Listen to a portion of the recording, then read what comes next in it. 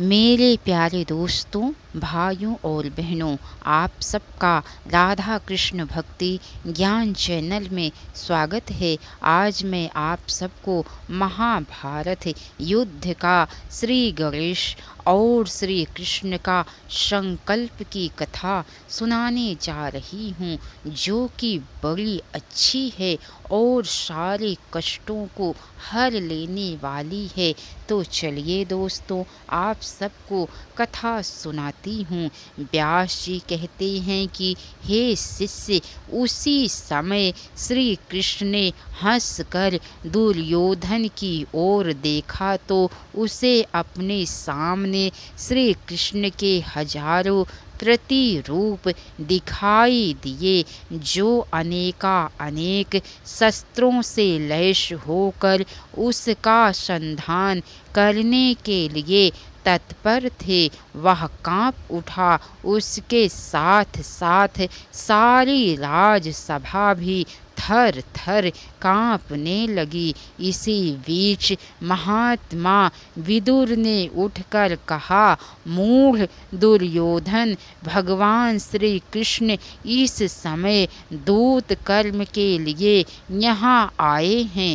दूत को बंदी बनाने अथवा उसका वध करने के बारे में सोचना भी पाप है। यदि तू साहस कर सकता है तो करके देख ले और बंदी बनाकर देख ले। श्री कृष्ण को लगता है अब कोई शक्ति तेरी रक्षा नहीं कर पाएगी।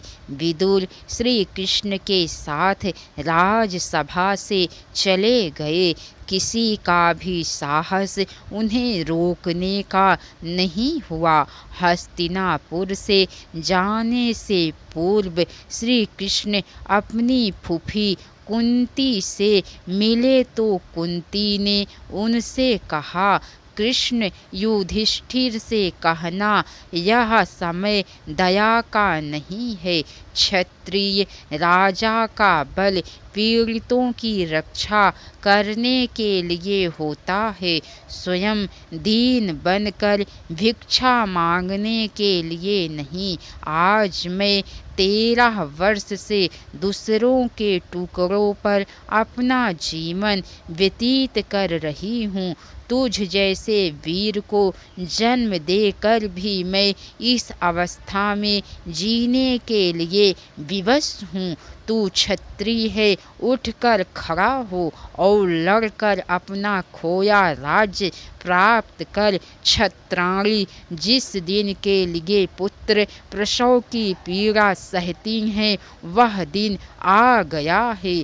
मेरे अर्जुन और भीम से कहना कि यह समय प्रीति का नहीं। नकुल सहदेव से कहना कि बल पराक्रम से जीते हुए भोग ही क्षत्रियों के लिए श्रेष्ठ हैं। मेरी बहू द्रौपदी से कहना कि तूने अपने कुल की आन के अनुसार ही कठोर तप किया है। भरी सभा में कौरवों ने जो तेरा अपमान किया, नारी शक्ति को चुनौती दी, उसे स्वीकार करने का और उसका प्रतिभार लेने का यही समय है। श्री कृष्ण अपनी बुआ कुंती से भेंट करने के बाद वहाँ से चल पड़े।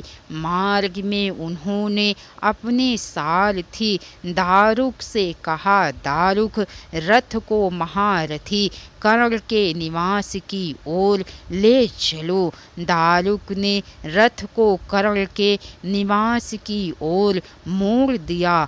कर्ण ने श्री कृष्ण का हार्दिक स्वागत किया।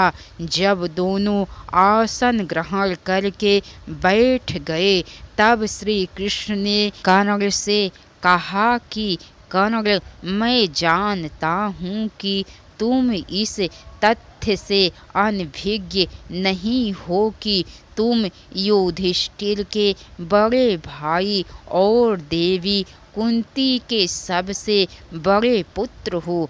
तुम सूत पुत्र नहीं हो। देवी कुंती ने विवशतावश ही तुम्हारा परित्याग किया था, परंतु अभी कुछ नहीं बिगड़ा है।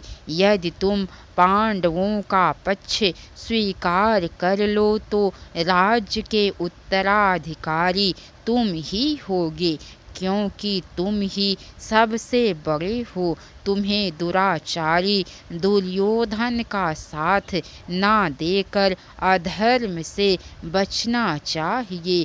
क्या तुम उसका साथ देकर अपने भाइयों का रक्त बहाना चाहते हो? कर्ण ने कहा, हे मधुसूदन, मैं अपने जन्म के विषय में जानता हूँ। मैं यह भी जानता हूँ कि यदि कौरव पांडवों से युद्ध होता है तो जीत पांडवों की होगी, क्योंकि धर्म उनके साथ है।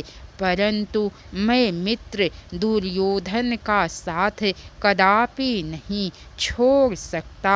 उसने मुझे सदैव अपमानित होने से बचाया है और मुझे राजपद देकर मेरा सम्मान बढ़ाया है। मेरे अपने ही भाइयों ने तो सदैव मुझे सूत पुत्र कहकर मेरा परिहास ही उड़ाया है। नहीं, मैं यह नहीं कर सकता। मृत्यु पर्यंत मैं दुर्योधन का साथ नहीं छोड़ सकता। श्री कृष्ण ने कर्ण से फिर कुछ नहीं कहा। वे उससे विदा लेकर लौट आए। उनका दूत कर्म पूरी तरह असफल हो चुका था। अब पांडवों का हित और विश्व में धर्म की स्थापना करना ही उनके जीवन का लक्ष्य निर्धारित हो चुका था। नैतिकता की स्थापना ही उनका लक्ष्य था। पांडवों के द्वारा अपने लक्ष्य की सिद्धि के लिए वे अब उठ खड़े हुए थे। यही उनका संकल्प था। 12 वर्ष का वनवास भोग कर जब सभी पांडवों छद्मवेश में छिपकर मत्स्य देश में जाकर वहाँ की राजधानी विराटनगर जयपुर के निकट एक वर्तमान स्थान, जिसे वहाँ की बोली में बैराठ भी कहा जाता है, में रह रहे थे। तभी अर्जुन विराट नरेश की पुत्री उत्तरा को नृत्य सिखाया करता था। तब वह नहीं नाचती थी कि बृहन्नलता के रूप में उसे नृत्य सिखाने वाला महान धनुर्धर अर्जुन ही है।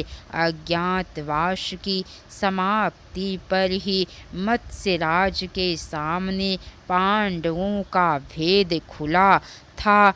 तब मत्स्य नरेश ने अपनी पुत्री उत्तरा का विवाह अर्जुन से कराना चाहा था। इस पर अर्जुन ने कहा था, महाराज, मैं उत्तरा का गुरु रहा हूँ। इसे मैंने अपनी पुत्री की भांति ही स्नेह किया है।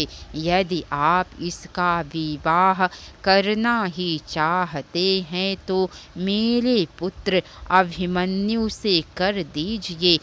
इस प्रस्ताव को मत्स्य नरेश ने सहर्ष स्वीकार किया और अर्जुन सुभद्रा के पुत्र अभिमन्यु से उत्तरा का विवाह संपन्न हो गया। श्री कृष्ण अभिमन्यु के मामा थे।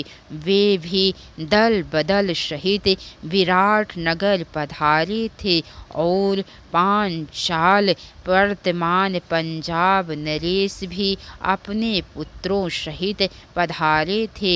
इसी अवसर पर श्री कृष्ण को संधि प्रस्ताव के साथ हस्तिनापुर भेजा गया था, जहाँ से असफल होकर वे लौटे थे। इसके आगे की कथा दोस्तों आप सबको कल सुनने को मिलेंगी। तो कैसी लगी कथा लाइक करके कमेंट बॉक्स में ज़रूर बताइएगा। अगर हो सके तो एक बार शेयर भी ज़रूर कीजिएगा। तो बोलिए भगवान श्री कृष्ण की जय। राधे राधे दोस्तों, हर हर महादेव।